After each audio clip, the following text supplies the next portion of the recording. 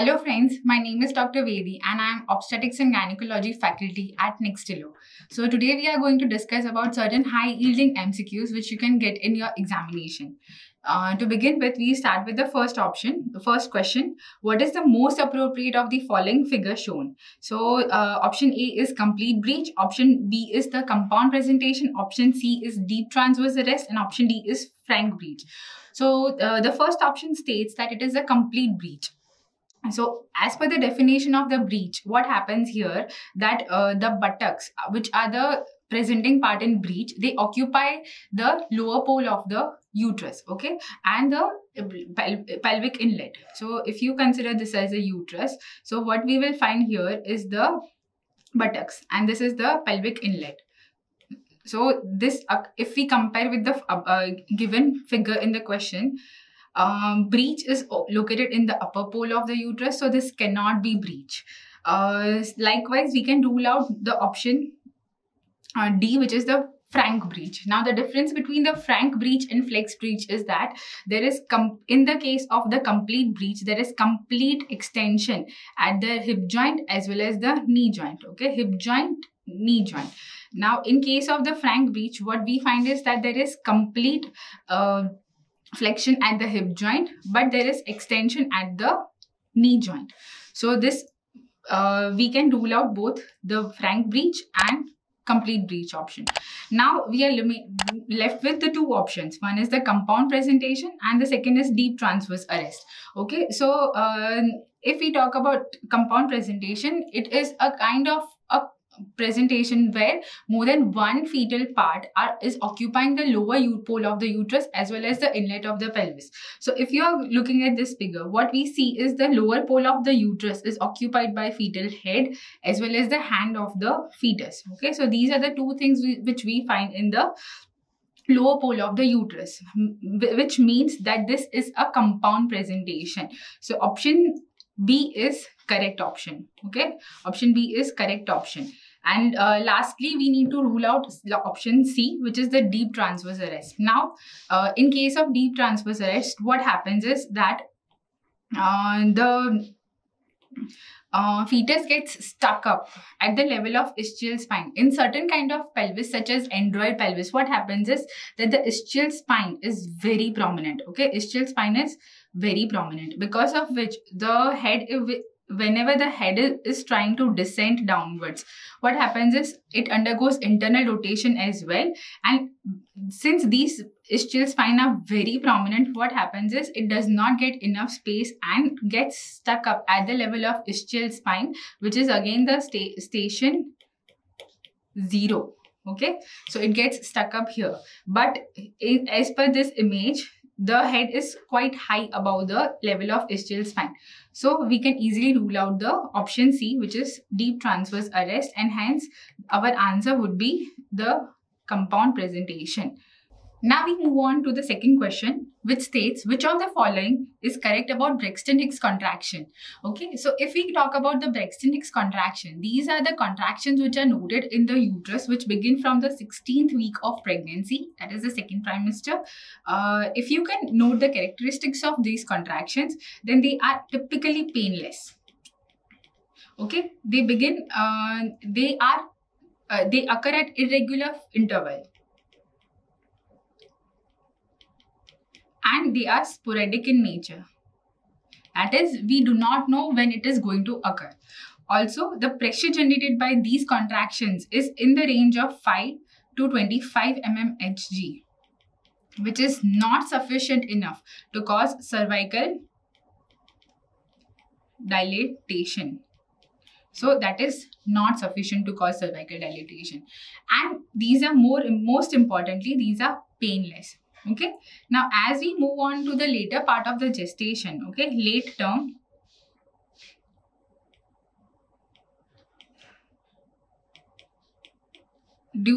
just before the onset of labor, these Brexit contractions, they are going to become more and more regular and eventually will merge with the true labor pains. Okay, so Braxton contraction are noted in the second trimester as well as third trimester, and they are typically painless. They are irregular in nature and sporadic. So if we read the options, so first is that option A, it leads to cervical dilatation, as I mentioned earlier, that it is not going to, the pressure generated by these contractions is not sufficient enough to cause cervical dilatation. Option B, so we rule out the option A. Option B is it leads to cervical effacement. No, it does not lead to cervical effacement. Option C is painless irregular contractions. Correct. Painless. It's also painless. It is irregular contraction which is felt by the mother during gestation. That is correct. And option D, that is painful irregular contraction which is felt by the mother during gestation. No, it is not painful. So it leaves us with the option C, which is correct. That is painless and irregular contraction which is felt by the mother during gestation. Now we move on to the third question, which is which of the Leopard maneuver is performed facing mother's feet? So we have option first, second, third, and fourth. Okay, so Leopard maneuver are basically designed to understand which part of the fetus is occupied in the which pole of the uterus.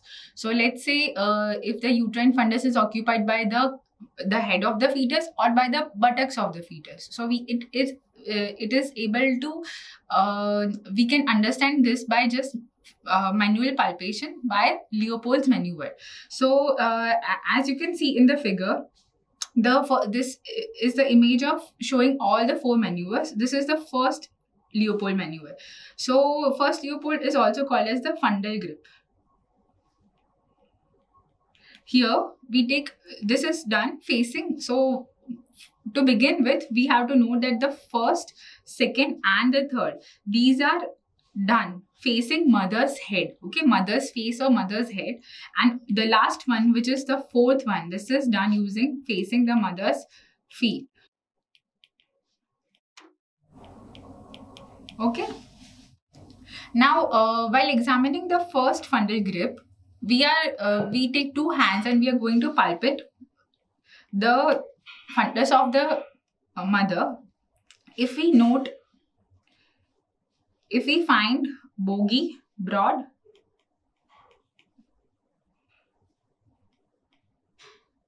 and irregular, soft area, then it means that this is occupied by the fundal area of the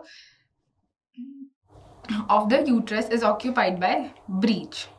Okay, so just as in this case. But if there is head located in the fundal area, then on the contrary, instead of irregular, we will find a regular hard area which is easily ballotable.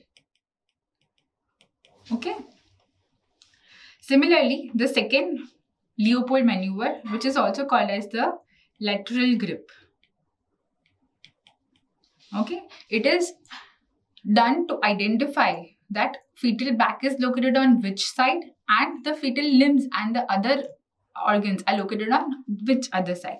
So if we find hard plus continuous structure on palpation, which implies it is the fetal spine plus back. Okay, on the contrary, irregular, knobby and mobile structure, if it is identified, which implies this is fetal limbs. Okay, coming to the third Leopold maneuver. This is also called as Publix Grip. Very important question. Publix Grip, note it down. So this is done using the third outstretched hand, and it is just placed about the pubic symphysis. If the lower pole of the fetus is engaged, then it is not movable. Whereas if it is not engaged, then it is easily movable between the 2 fingers of the hand. Okay, and the last one which is asked in the question is the fourth grip, which is the Leopold's fourth maneuver, which is done facing the mother's feet. Okay, here the two hands are placed parallel to the inguinal ligament, and we are able to find the part of the head, whether it is engaged or not, in much detail. And the other, we can also palpate occiput. It would be in continuation with the spine, as well as the sinciput, which is which is at side of the fetal limbs. Okay. So again, coming back to the question, which is the Leopold's maneuver facing? So the correct option is option D, which is the fourth group. Now the fourth question. A third gravida patient with previous to normal delivery comes to the labor room with the complaint of labor pain. She is vitally stable, taking adequate uterine contraction at frequent and regular interval. On her vaginal examination, cervix is 4 cm dilated and 40 to 50% effaced. You are able to palpate the mouth and 2 malar prominences, which is the diameter of engagement in this presentation. So, to understand this question, she is a third gravida patient who is having previous 2 normal deliveries. Okay, so she is coming to the labor room with a complaint of labor pain. So she is already in labor. Now, as you examine her, the uterus, she is taking normal, adequate, regular uterine contraction. You proceed with the pervaginal findings. That is, the cervix is also dilated to 4 cm and 40 to 50% effaced. Okay, they have mentioned here that you are able to palpate mouth as well as 2 malar prominences. Okay, so you could palpate mouth and 2 malar prominences, which means that this is a case of the face presentation. Okay, so face presentation. Now, what they are asking here is, which is the diameter of engagement in this presentation? Okay, so one very important concept you need to remember is that during any kind of normal labor, the occiput anterior is the position with cephalic presentation. Okay, so this takes place in the normal labor. Now, how does this further proceed? That cephalic presentation is suppose, let's say this is the head. Okay, this is the head. So if it undergoes complete flexion, okay, so it undergoes complete flexion, what happens is,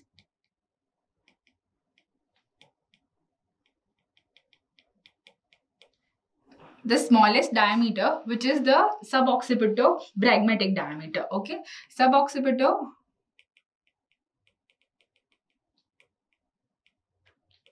is going to be 9.5 centimeter. It undergoes the engagement with the suboccipito-bregmatic diameter, which is 9.5 centimeter, and a normal labor can take place. Okay.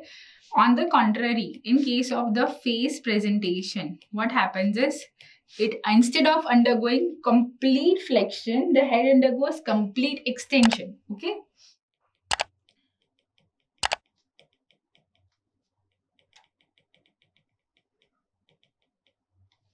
So with complete extension, what happens is that instead of the suboccipito-bregmatic diameter, which was supposed to be getting engaged, what happens is submento-bregmatic diameter, like this, it gets, the fetal head gets engaged in the submento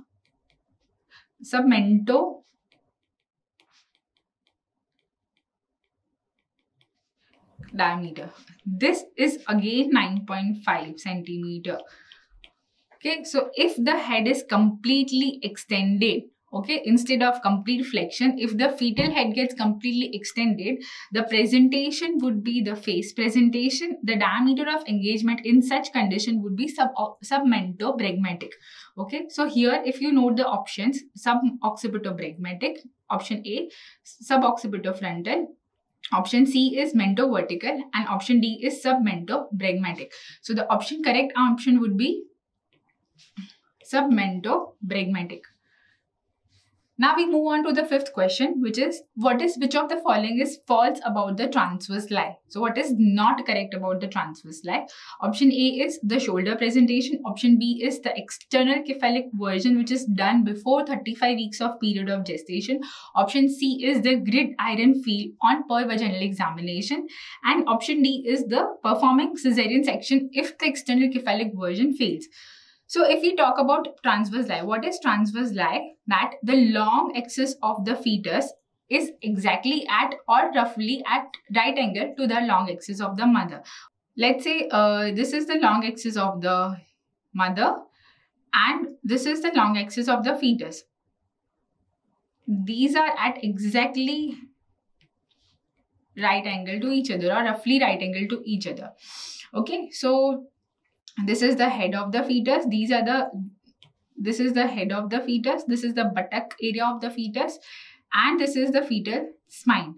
And this I have drawn is the uterine axis.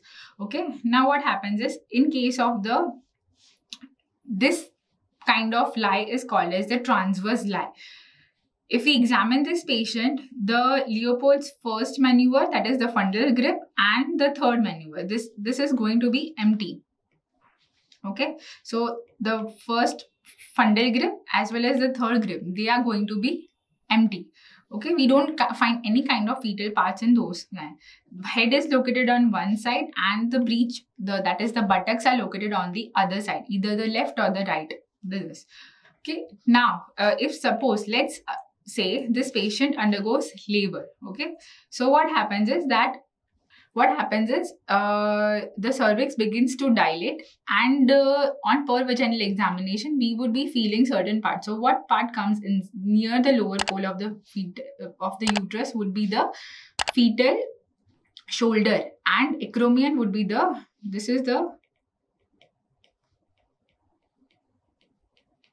acromion